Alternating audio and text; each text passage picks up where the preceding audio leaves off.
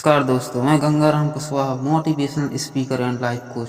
चलिए दोस्तों शुरू करते हैं आज की स्टोरी। भगवत गीता में श्री कृष्ण ने कहा है कि कर्मों का फल हमें उसी तरह ढूंढ लेता है जिस तरह एक बछड़ा हजारों गायों के बीच अपने माँ को ढूंढ लेता है। कर्म फल इंसान को भोगना ही पड़ता है।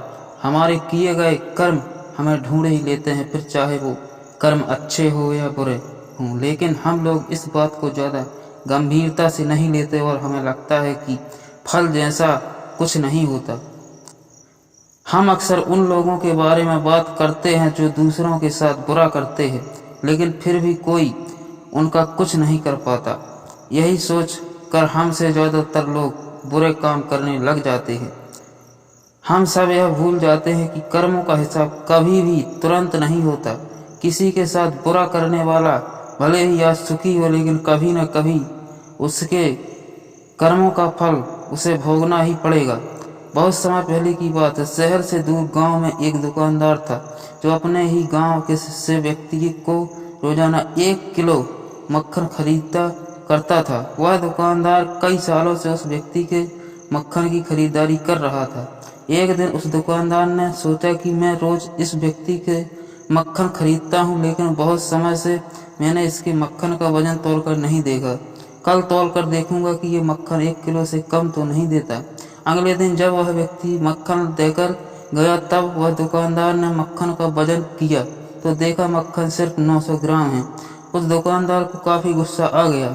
वह दुकानदार गुस्से में गांव के पंचायत के पास गया और उनसे उस व्यक्ति की शिकायत कर दी।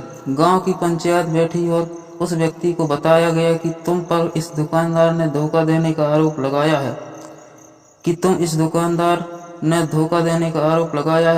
दुकानदार को देने वाले मक्खन में हेरा फेरी करते हो और हर बार तुम इसे 1 किलो मक्खन की जगह सिर्फ 900 ग्राम ही देते हो।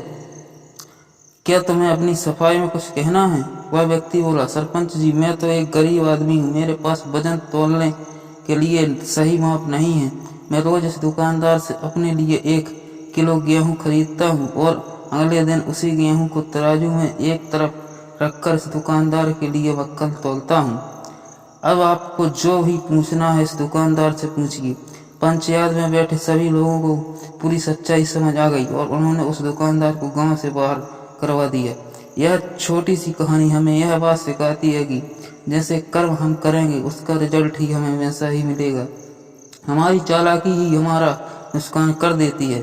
हम जो भी दूसरों को देते हैं या दूसरों के साथ जैसा भी व्यवहार करते हैं, वह कभी न कभी लौटकर हमारे पास ही आता है।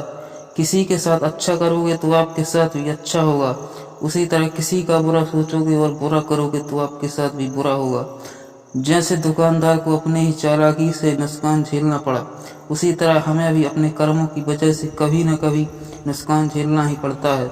दूसरों के साथ हमें बुरा करके हमें 1, 2 या 10 बार बच सकते हैं, लेकिन एक न एक दिन उसका परिणाम हमें भोगना ही पड़ता है। हम अपने कर्मों के फल से नहीं भाग सकते। बुरे करने वाले के साथ बुरा ही होता है, फिर चाहे वह आज हो या आने वाले 1 साल के बाद हो। उसी तरह अच्छा करने वाले के साथ अच्छा ही होता है। कई बार हमें यह लगता है कि दूसरों के साथ गलत करके हम बच जाएंगे, लेकिन ऊपर वाला हर किसी के कर्मों को देखता है और उनका हिसाब रखता भी है और ज़रूरत पड़ने पर हिसाब बराबर भी कर देता है। इसलिए कभी भी गलत ना करो और ना ही कभी यह सोचो कि उल्टे सीधे काम करके हम बच जाएंगे। जिंदगी को बेहतर तरीके से जियो, ईमानदार बनो। ज़्यादा कमाने या फिर सिर्फ अपना ही फायदा देखने के चक्कर में किसी के साथ गलत कभी ना करो। हमेशा याद रखो, जो जैसा करेगा वह वैसा भरेगा। स्टोरी अच्छी लगी हो तो शेयर जरूर करें। चैनल पर नए हो तो सब्सक्राइब जरूर कर लें। चलिए दोस्तों, मिलते हैं अगले वीडियो में। जब तक के लिए जय हिंद, वंदे मातरम।